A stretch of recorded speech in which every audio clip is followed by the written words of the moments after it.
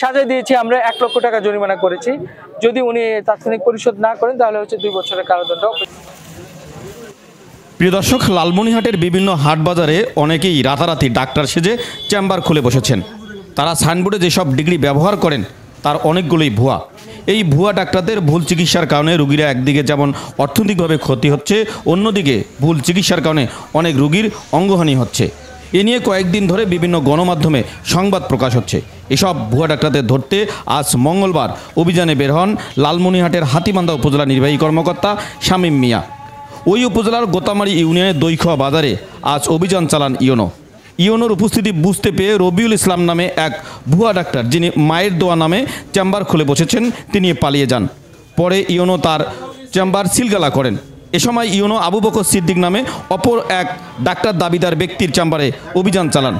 আবু বকর সিদ্দিক নিজেকে ডাক্তার দাবি করলেও সাইনবোর্ডে যেসব ডিগ্রি ব্যবহার করছেন তা ভুয়া বলে জানান ইউনো। পরে ইউনো আবু বকর সিদ্দিকের 1 লক্ষ টাকা জরিমানা অথবা 2 বছর বিনাশ্রম কারাদণ্ড ঘোষণা করেন। অভিযানে উপজেলা নির্বাহী কর্মকর্তা শামীম মিয়ার সাথে আরও উপস্থিত ছিলেন হাতীবান্ধা উপজেলা স্বাস্থ্য কর্মকর্তা সহ স্বাস্থ্য বিভাগের অন্যান্য কর্মকর্তারা। সে যে ডিগ্রিগুলো ব্যবহার করেছে, ডিএমএফ ঢাকা বলেছে, ডিএমএফ সে কোনো ডিগ্রি নেই।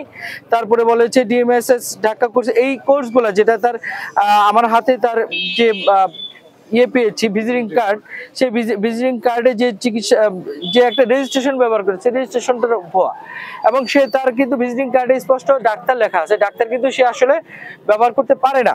সে যথোপযুক্ত ডিগ্রিধারী না হয়ে কিন্তু করা যায় না। এটা হচ্ছে মেডিকেল ডেন্টাল কাউন্সিল আইনে কিন্তু নিষিদ্ধ করা আছে। সাজা দিয়েছি আমরা 1 লক্ষ টাকা জরিমানা করেছি। যদি উনি তাৎক্ষণিক পরিশোধ না করেন তাহলে হচ্ছে 2 বছরের কারাদণ্ড, বিনাশ্রম কারাদণ্ড দেওয়া হচ্ছে। তবে উনি পরিশোধ করছেন, উনি 1 লক্ষ টাকা জরিমানাই দিবেন এই পর্যায়ে। ধন্যবাদ আপনাদের।